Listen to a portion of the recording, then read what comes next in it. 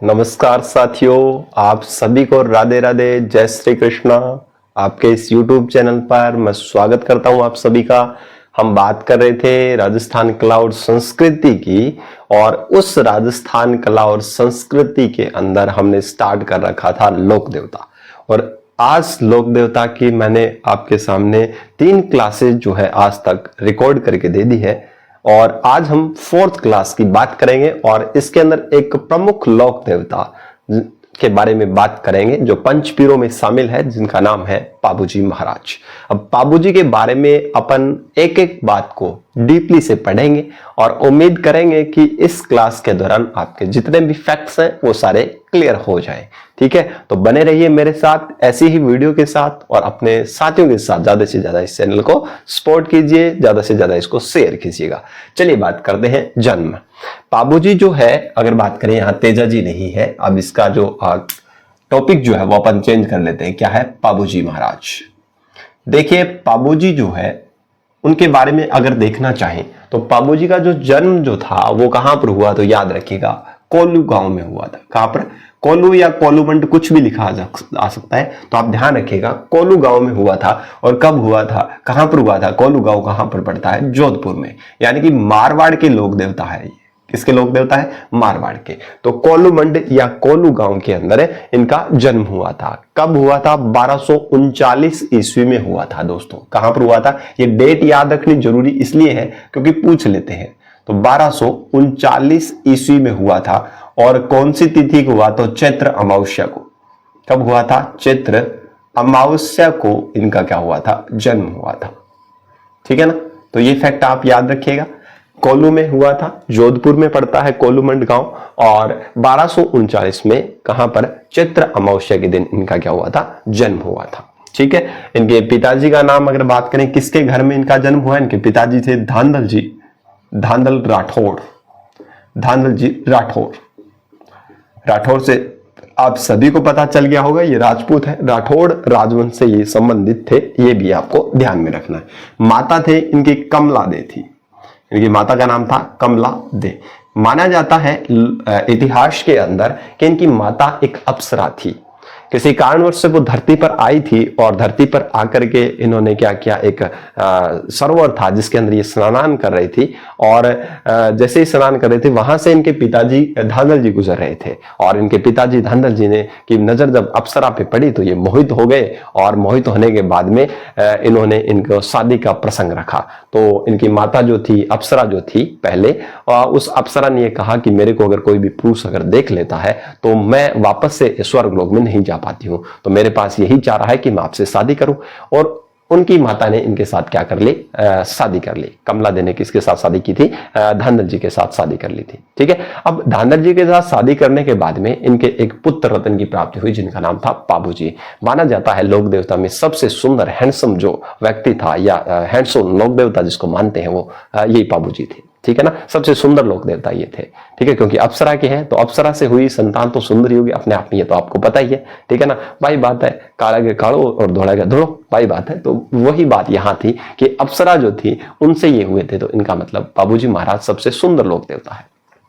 अब क्या हुआ, इनकी जो माताजी, कहा जाता है इतिहास के अंदर कि इनकी माताजी ने ये शर्त रखी थी कि जब भी मैं बच्चे को मतलब जन्म दे दिया, या फिर मेरे इनका अलग से कमरा बनाया गया था। ठीक है ना? धांधल जी ने इनके लिए, इनकी माता के लिए अलग से कमरा बनाया, और उसकी उनकी अनुमति के बिना कोई भी वहां पर आ जा नहीं सकता था।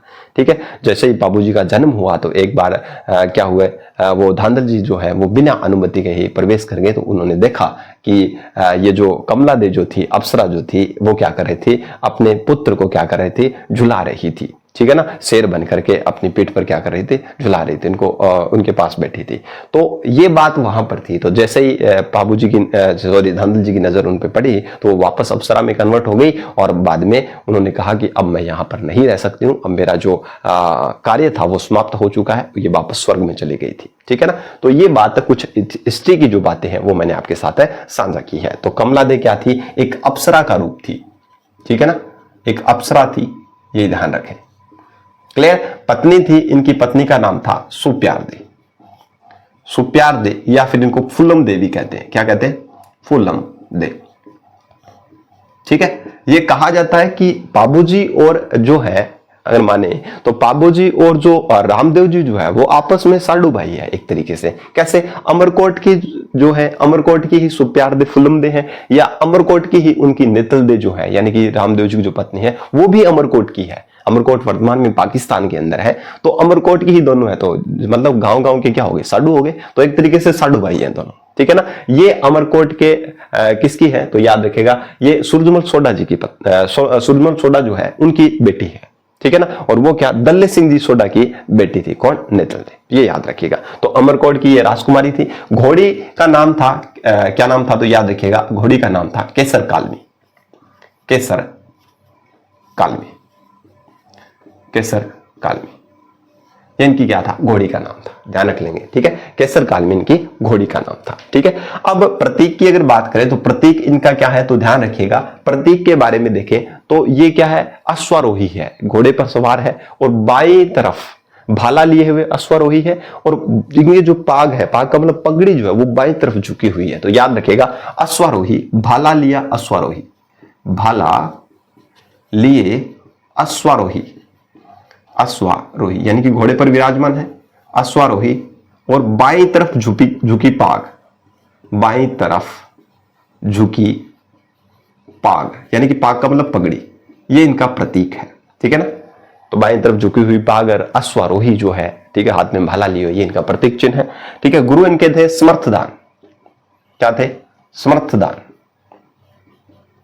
समर्थदान क्या थे, इनके गुरु थे, याद रखिएगा। मुख्य मंदिर जो है वो यही है, कोलू गांव फलोदी, कोलू फलोदी, कोलू गांव फलोदी, फलोदी कहां पर है, जोधपुर में, याद रखिएगा, ठीक है ना, वही है कोलू जोधपुर या फलोदी, ठीक है ना, ये याद रखिएगा। अब बात करें यहां से मेला जो है, मेला कहां पर बनता है तो याद रखिएगा, मेला इनका बढ़ता है कोलू गांव फलोदी में, और कब बढ़ता है तो चैत्र अमावस्या को, कब बढ़ता है, चैत्र अमावस्या को इनका क्या बढ़ता है, मेला बढ़ता है, कहां पर, कोलू गांव फलोदी के अंदर। फड़ जो है इनकी, जो फड़ जो है वो क्या है, नायक जाति के भोपे वाचन करते हैं, नायक जाति के भोपे वाचन करते हैं, और कौन से वाद्य यंत्र के साथ तो याद रखेगा, रावण हत्ता वाद्य यंत्र के साथ, ठीक है ना। तो क्या याद रखेंगे, नायक जाति के भोपे, नायक जाति के भोपे इनकी फड़ का वाचन करते हैं, और कौन से वाद्य यंत्र के साथ तो याद रखिएगा, रावण हत्ता, रावण हत्ता, इस वाद्य यंत्र के साथ ये क्या करते हैं, इनकी फड़ का वाचन करते हैं, ये भी आप थोड़ी सी ध्यान में रखिएगा, ठीक है दोस्तों। नायक जाति के भोपे हैं, रावण हत्ता वाद्य यंत्र के साथ इनकी क्या करते हैं, फड़ का वाचन। माना जाता है कि पाबूजी की जो फड़ है सबसे लोकप्रिय फड़ मानी जाती है, लोकप्रिय और सबसे छोटी फड़ है, तो ये भी आप थोड़ी सी ध्यान रखें। क्वेश्चन पूछा जा सकता है कि जो लोक देवता है उनमें सबसे लोकप्रिय जो फड़ है, सबसे लोकप्रिय फड़ कौन से लोक देवता की है तो याद रखिएगा, सबसे लोकप्रिय जो फड़ है वो किसकी है तो याद रखिएगा, ठीक है ना। यानी फड़ का मतलब है कि जो कपड़े वगैरह होते हैं, कपड़े के ऊपर इनकी जीवन गाथाओं का क्या होता है, सचित्र वर्णन होता है, ठीक है। उनको देख देख करके क्या करते हैं, नायक जाति के जो भोपी हैं वो क्या करते हैं, उस फड़ का वाचन करते हैं, ठीक है ना। तो सबसे लोकप्रिय फड़ है और सबसे छोटी फड़ भी है, सबसे छोटी फड़, सबसे छोटी फड़ भी है, ये आप थोड़ी सी क्या रखें, ध्यान रखें, सबसे छोटी है, सबसे छोटी फड़ है, सबसे लोकप्रिय फड़ किसकी है तो याद रखिए, पाबू जी की है, ठीक है। पवाड़े आराध्य किसके है तो याद रखिए, ये आराध्य किसके है, थोरी जाति, थोरी जाति के आराध्य है, क्योंकि इन्होंने थोरी जाति के जो भाई है, ठीक है ना, देवा है, ठीक है ना, देवा है, कुछ जाति के लोग पेम्मा है, इनकी क्या की थी, रक्षा की थी, ठीक है ना। तो थोरी जाति के आराध्य देव भी है, ठीक है। रायका और रेबारी के भी आराध्य देव है, रायका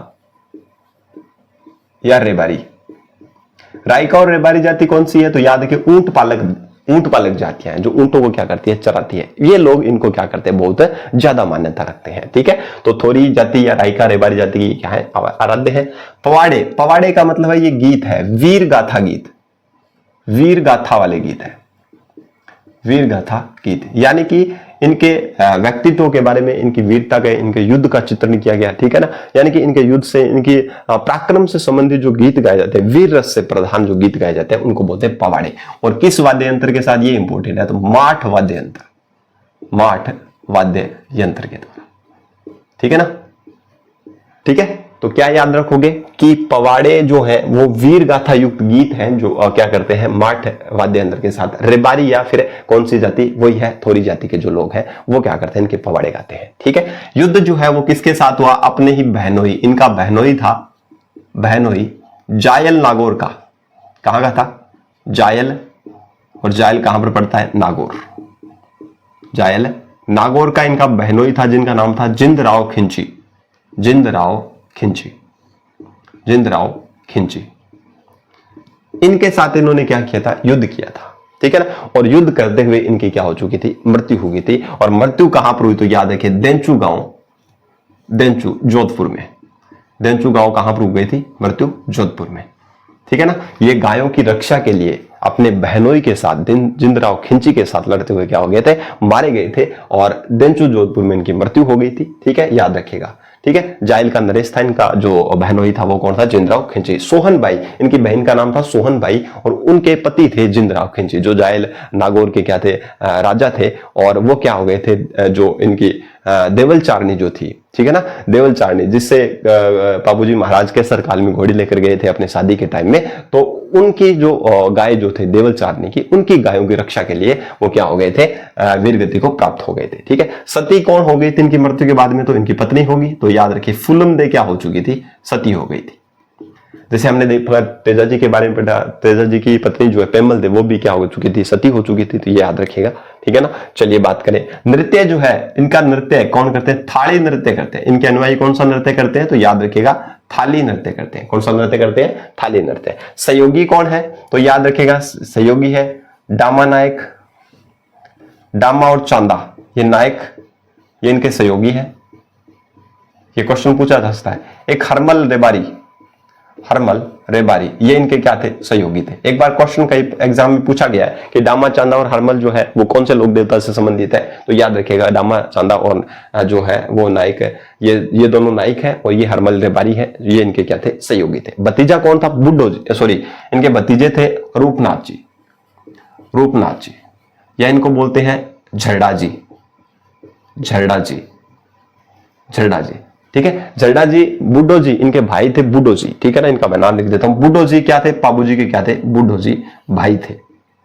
अब बुड्ढो जी की संतान थी, उसका नाम था झरडा जी, या जिसको हिमाचल प्रदेश में रूपनाथ जी के नाम से पूजा जाता है। तो इन्होंने क्या किया था, जायल के जो नरेश जो है, जिसका नाम है जिंदराव खिंची, उनसे अपने पिता का और अपने चाचा, चाचा कौन, बाबूजी, इनकी क्या थी, इनकी क्या थी, उनकी दुश्मनी जो थी इनके साथ में चल रही थी, उनका क्या लिया था, बदला लिया था। ठीक है, किससे, जिंदराव खिंची से। किसने, रूपनाथ जी या झरडा जी ने। ठीक है, अब बात करें उपनाम। उपनाम इनके क्या है, ये याद रखिए लक्ष्मण के अवतार है। किसके, लक्ष्मण के अवतार है।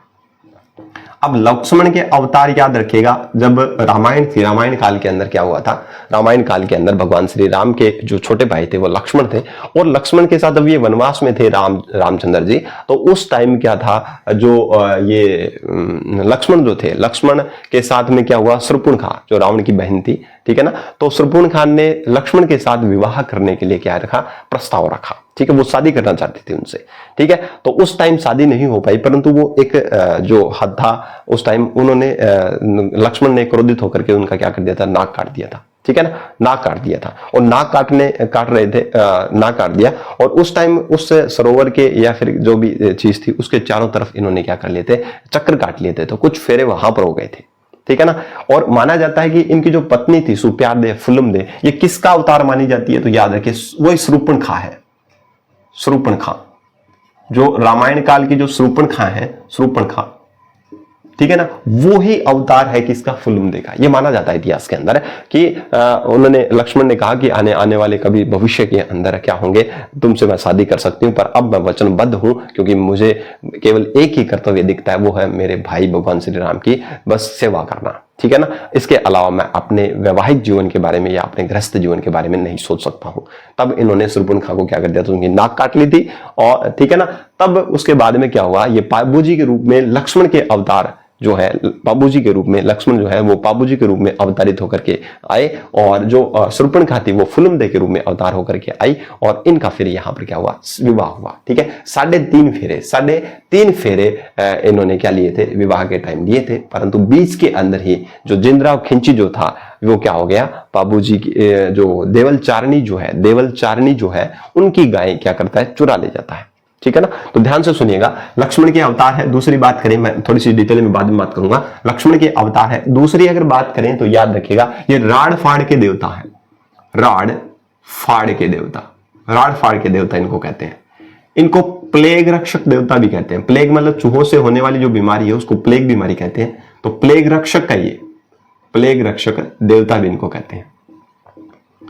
ठीक है, समझ आ गई बात है। लक्ष्मण के अवतार है, राड़ फाड़ के देवता है, प्लेग रक्षक देवता है। ठीक है, ऊंटों के देवता है ये, ऊंटों के देवता। कहा जाता है कि मारवाड़ में सबसे पहले ऊंट लाने का जो श्रेय है वो भी पाबूजी को जाता है। ठीक है, ऊंट पालक जो जाति है, राइका और रेबारी जाति जो है, वो क्या करती है, जब ऊंट बीमार हो जाता है तो उनकी फड़ का वाचन करती है रात्रि के समय। ठीक है ना, तो ऊंटों के पालक रक्षक या ऊंटों के देवता जो कौन है, वो है पाबूजी महाराज है। ठीक है, अवतार किसके, लक्ष्मण के अवतार। इनके साहित्य की अगर बात करें तो पाबूजीरा छंद याद रखें, पाबूजीरा दूहा। एक है पाबू प्रकाश, और एक याद और रखें, पाबूजीरी बात। ये कुछ साहित्यिक किताबें हैं, इनके याद रखें। पाबूजीरी छंद जो है ये किसने लिखा, तो याद रखिएगा, पाबूजीरी छंद जो है वो लिखा था किसने, बिट्ठू मेहाने। ठीक है, दूहा जो है वो लिखा था लगराज ने। पाबू प्रकाश लिखा था ओशिया मोड़जी। ये किताब इंपॉर्टेंट है, इसको याद रखिएगा, ओशिया मोड़जी, ये पूछा गया है, ओशिया मोड़जी। चलो यहां लिख देता हूं, ओशिया मोड़जी। क्लियर। चलिए, पाबूजी बात, ये बात कही थी लक्ष्मी कुमारी चुंडावत, बीकानेर की महारानी, जयपुर की महारानी लक्ष्मी कुमारी चुंडावत। तो ये कुछ साहित्यिक किताबें आप याद रखें। ठीक है ना, इंपॉर्टेंट जो चीजें थी वो मैंने आपको करवा दी है। ध्यान से सुनिएगा, एक बार वापस मैं बता देता हूं। ठीक है ना, अब याद रखिएगा, ये किसकी गायों की रक्षा के लिए, याद रखिएगा, मैंने आपको बताया था, यहां लिखिए, गोरक्षा किसकी की थी, गोरक्षा, गायों की रक्षा किसकी की थी, तो याद रखिए, देवल चारणी महिला थी, देवल चारणी, और उनकी गायों की रक्षा करते हुए क्या हो गए थे, वीरगति को प्राप्त हो गए थे। ठीक है, अब क्यों हुआ ये युद्ध, ये याद रखें। अब देवल चारणी के पास मैंने आपको बताया था केसर कालमी घोड़ी थी, और केसर कालमी घोड़ी माना जाता है कि बहुत ही सुंदर थी। और इस केसर कालमी घोड़ी के बारे में भी एक ऐतिहासिक प्रमाण है या ऐतिहासिक बातें बताई जाती है कि केसर कालमी जो घोड़ी है वही पाबूजी की वो माता है, पाबूजी की वो अप्सरा जो माता है। ठीक है ना, अप्सरा जो है वो माता, उसने अवतार लिया था केसर कालमी घोड़ी के रूप में। ठीक है ना, ये बात भी इतिहास के अंदर कुछ बताई जाती है कि केसर कालमी अवतरित होकर के क्या हुई थी, किसके रूप में, उनकी माता जो थी वो अप्सरा जो थी वो केसर कालमी के रूप में अवतार होकर के आई, और बाद में क्या हुआ, पाबूजी इसके ऊपर बैठ करके, इनकी पीठ के ऊपर बैठ करके, ठीक है, बचपन के अंदर तो इनकी पीठ पर बैठा कर इनको खिलाने का मौका नहीं मिला, क्योंकि उस टाइम इनकी अनुमति के बिना इनके पिताजी धनंजय जी इनके रूम कक्ष में आ गए थे। ठीक है ना, तो उस टाइम में क्या हुआ था, तब ये खिला नहीं पाई थी, तो इन्होंने अपने बेटे को बाद में अवतरित होकर के अपने पीठ पर क्या किया था, शादी के टाइम में ये इनकी पीठ पर बैठ करके गए थे। ठीक है ना, ये कहा जाता है। ठीक है ना, तो यहां ध्यान से रुकिएगा, मैं आपको बता देता हूं कि जो नागौर के जो जायल नागौर के जो शासक थे, इनके बहनोई जो सोहनबाई के जो पति थे, जिनका नाम जिंदराव खिंची था, तो जिंदराव खिंची जो थे, ये इन्होंने एक बार देवल चारणी से इस केसर काल में घोड़ी का जिक्र किया था। ये सुंदर घोड़ी थी, बढ़िया सुंदर घोड़ी थी, तो इनकी भी लालसा हुई कि ये घोड़ी मेरे पास होनी चाहिए।